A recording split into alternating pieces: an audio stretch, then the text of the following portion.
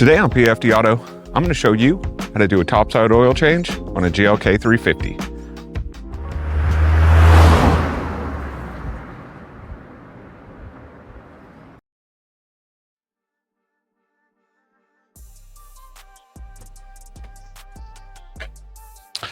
The time is up on the oil in this GLK. This car never sees the 5,000 mile intervals. It only drives about 10 miles a day, but you got to change your oil anyways. I was looking at it the other day and it's pretty dark. And today what I'm going to do is I'm going to show you how to do an inexpensive topside oil change. It makes it easy, makes it inexpensive, it doesn't take very much time. So let's get started. So I personally always run this Mobil 040 European car. There's other ones you can choose, but I've never had this fail me. It's what I'm going to keep running. I also generally run man filters. The reason being, they're made of felt and not paper. They last a good long time, they're not too expensive, and it's basically what the dealership uses. The other thing I use is an oil extractor.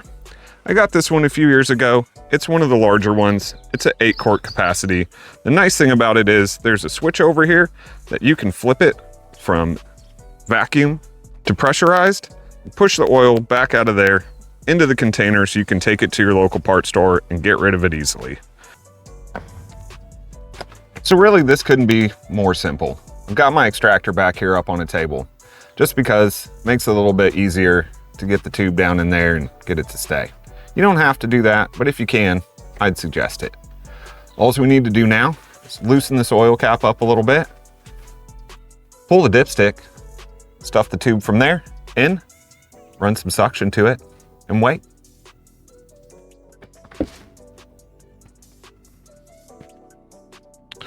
So pulling this dipstick, you can see this oil is pretty dark. It doesn't have very many miles on it, but it's still doing its job, cleaning stuff out of the engine. And that's why we're going to change it today. Now that we've got the dipstick out, we're going to grab our extraction tube, slide it down in there, suck out all that oil.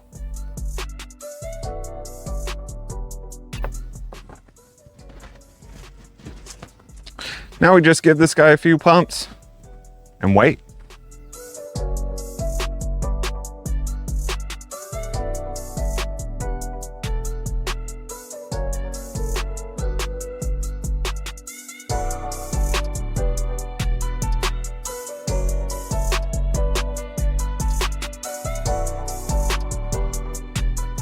Now that we got the oil sucked out of the car, let's go ahead and change this oil filter.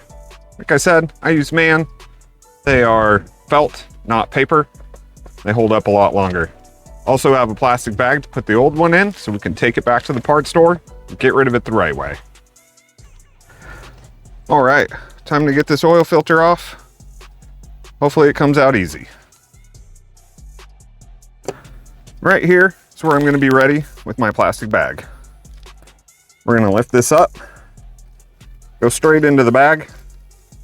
Then you can just grab the filter.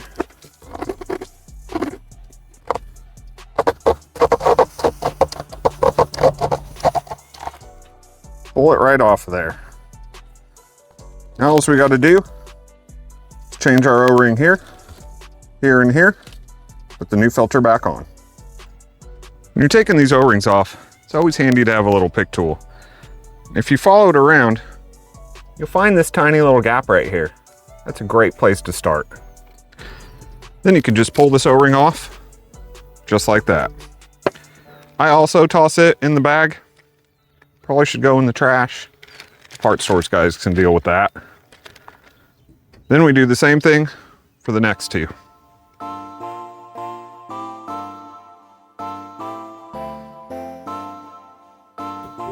Well, that's going forever.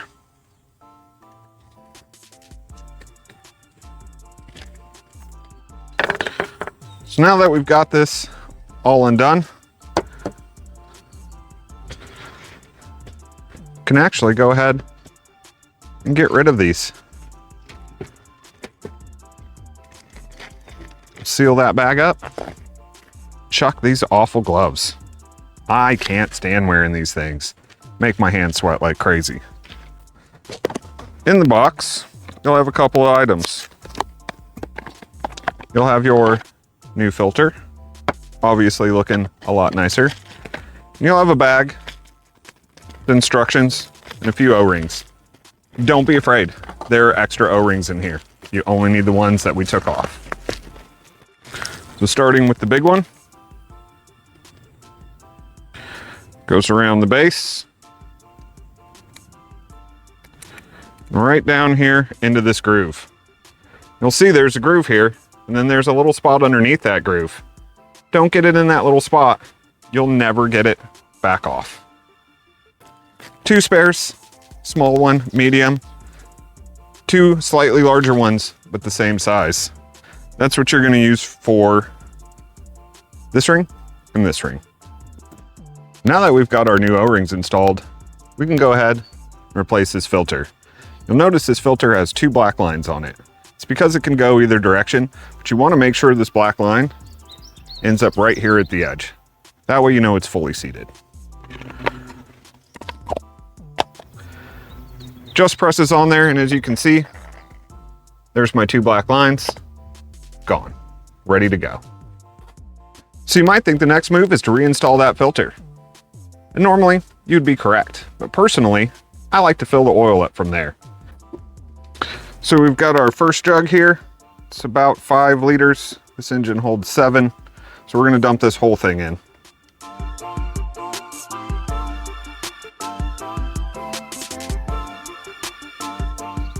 After that 1 bottle, we're gonna go ahead and replace our filter.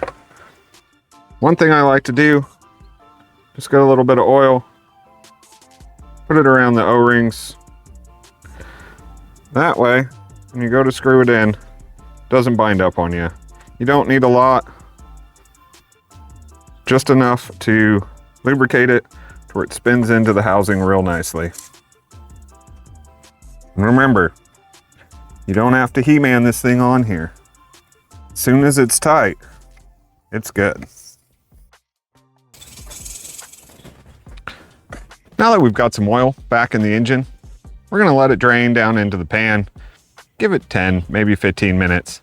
Reinsert our dipstick and give it a check. If it's up on the line, we're gonna turn the engine on, let it come to temp, turn it back off, wait another 10 or 15 minutes and check it again. So it's been about 10 minutes. As you can see, we've got oil.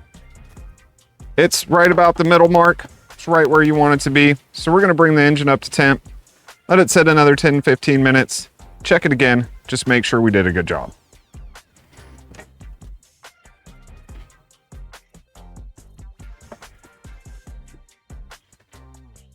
So we brought the car up to temp, been letting it sit. We're gonna check this oil one last time, just make sure it's still in the right place. If we need to add a little bit of oil, we can still do that. Remember, it's much easier to add oil than it is to take it out. So we'll pull our dipstick, just like anything else, wipe it off, drop it back in there again, and then we'll make our reading.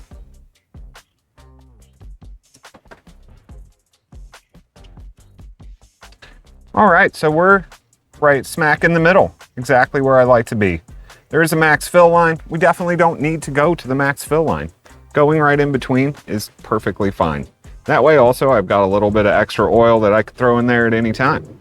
So now we wash our hands, clean up our mess, and we're done. Well, there you have it. And as you can see, that doesn't take much time or much effort at all. And like I said, considerably cheaper. I mean, this is about half the cost of taking it to the dealer, and I saved all of that time too. So I would say all in all, totally worth it. And that said, we're gonna end this video off right here. If you're new to the channel, please consider subscribing. If you have any questions or comments, drop them down below and I'll make sure to get back to you. And if you found this video informative, please give it that thumbs up. As always, if you keep watching them, I'll keep making them. And we'll see you next time on PFDAuto.